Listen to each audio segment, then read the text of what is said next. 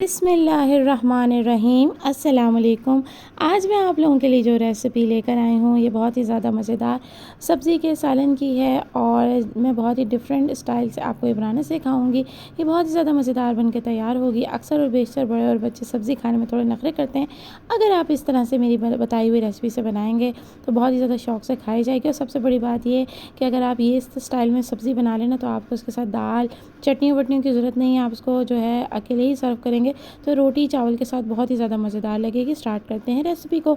सबसे पहले मैंने 2 मीडियम टमाटर जो हैं वो चॉपर में डाल लिए थे। इसके बाद एक बड़ा प्याज वो फ्राई करके वो भी चॉपर में डाल लिया। उसके बाद धनिया पाउडर 2 टेबल स्पून वो मैं डालूँगी चॉपर में।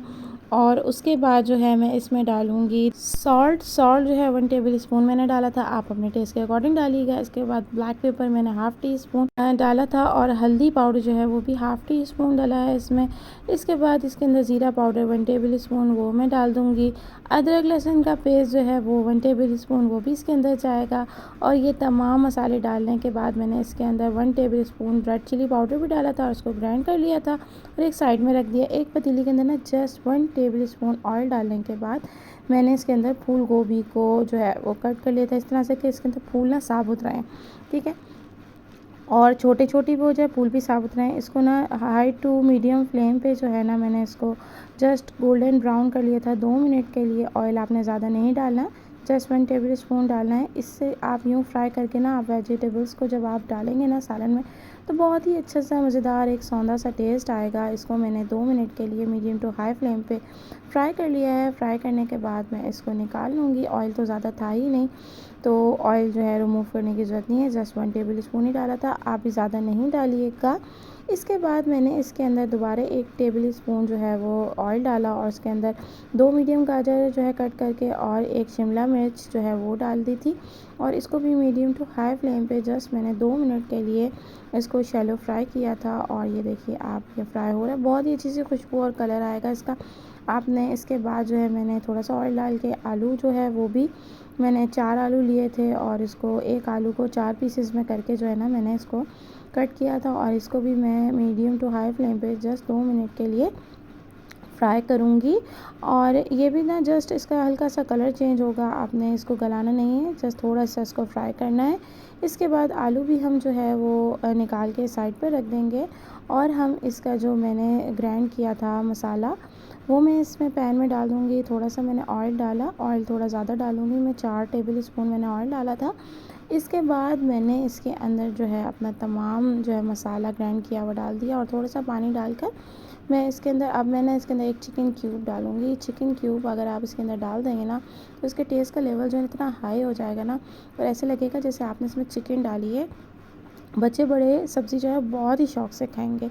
इसको मैंने ढक के ना इसको जो है भूने तक के लिए छोड़ दिया था। और ये देखिए इसका जो है पानी खुश्क हो चुका है और अब हम इसको अच्छे तरीके से भून लेंगे। इतना भूनेंगे ऑयल जो है ना थोड़ा सा इसमें से सेपरेट हो जाएगा, ठीक है। बिल्कुल आपने इसको सुखाना नहीं है। जब ये थोड़ी सी ग्रेवी थिक हो जाएगी इसके अंदर आलू डाल के, हाई फ्लेम है इस वक्त मेरी, तो मैंने इसको आलू डाल के थोड़ा सा इसको फ्राई कर लिया जस्ट 30 सेकंड के लिए। इसके बाद इसके अंदर मैंने गाजर और शिमला मिर्च भी डाल दी और इसको हम इतना भूनेंगे कि ये जो है बिल्कुल थिक हो जाएगा और ऑयल सेपरेट हो जाएगा।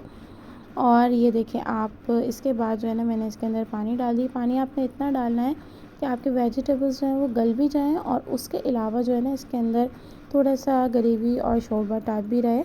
तो मैंने इसके अंदर 2 कप पानी डाला था, आप अपने हिसाब से डालिएगा। और आप ये देख सकते हैं 10 मिनट के बाद मेरे तमाम वेजिटेबल्स जो है वो गल चुके थे। फ्लेम जो है वो मीडियम थी मेरी। इस वक्त जब ना सब्ज़ी आपकी आधी गल जाए तो उस वक्त आप इसके अंदर फूल गोभी डालेंगे, क्योंकि ना गोभी को हमने बहुत ज़्यादा नहीं गलाना है, इसको फ्राई तो किया हुआ ही है। अगर हम इसको ज़्यादा देर तक पकाएंगे तो उसके फूल टूट जाएंगे ना, उसकी खूबसूरती जो है वो ख़त्म हो जाएगी। इसके बाद इसको ढक के ना तकरीबन फिर 10 मिनट के लिए बिल्कुल लो फ्लेम पे मैंने इसको पका लिया था। अच्छा 10 मिनट के बाद मैंने इसकी फ़्लेम को पहले बंद किया था और उसके 5 मिनट के बाद मैंने ऊपर से लिड को ओपन किया था और इसके अंदर गरम मसाला स्प्रिंकल कर दिया था। अच्छा, फ्लेम को बंद करने के 5 मिनट बाद आप हमेशा खोलें, इसलिए क्योंकि ना अगर आप फ़ौरन खोलेंगे ना तो इसके ऊपर जितना भी ऑयल आता है वो सारा जो है उड़ जाएगा। अगर आप 5 मिनट रेस्ट करने के बाद खोलेंगे तो आपकी ग्रेवी शोरबा जो है वो बहुत ही अच्छा सा ज़बरदस्त सा तैयार होगा, उसके ऊपर ऑयल भी आ जाएगा। तो ये एक ट्रिक है जिसको आप ज़रूर आजमाइएगा। सालन बनाने के फ़ौरन ही बाद आप इसको नहीं खोलेंगे, आप चूल्हे को बंद करने के बाद तकरीबन 5 मिनट के बाद खोलें। और कोई भी सब्ज़ी या आप गोश्त बनाएं तो उसको आखिर में ना उसके ऊपर गरम मसाला स्प्रिंकल कर लें, उसका टेस्ट का लेवल सुपर हाई हो जाएगा, बहुत ही ज़्यादा ज़बरदस्त बन के तैयार होगी। अच्छा, मैंने इसको सर्विंग ट्रे में निकाल लिया है। इसके बाद ना मैंने इसके ऊपर ऑरिगेनो स्प्रिंकल किए हैं। आप भी इसको जो है ऐसे ही अगर करके देखें तो बहुत ही अच्छा सा टेस्ट आएगा। वरना आप इसके ऊपर धनिया पुदीने जो भी चीज़ है आपके पास उसकी गार्निशिंग कर दें। और ये मेरे मज़ेदार सी जो है सब्ज़ी का सालन रेडी है। इसको चावल और रोटी के साथ आप आसानी सर्व कर सकते हैं। इसकी ख़ासियत ये है कि इसके साथ अगर आप और कोई चीज़ ना भी बनाएं तो ये अकेले ही जो है वो बहुत ही ज़्यादा मज़ेदार लगता है। बच्चे बड़े बहुत शौक़ से खाएंगे। अगर आपको ये मेरी रेसिपी पसंद आई हो तो उसको ज़रूर ट्राई कीजिएगा, अपने फ्रेंड्स एंड फैमिली के साथ शेयर कीजिएगा। मुझे कमेंट करके बताइएगा कि मेरी रेसिपीज़ कैसी लगती हैं आपको। चैनल पे न्यू हैं, सब्सक्राइब नहीं किया तो जल्दी से सब्सक्राइब कर दीजिए, बेल आइकन भी प्रेस कर दीजिए। इजाज़त चाहती हूँ, अल्लाह हाफ़िज़।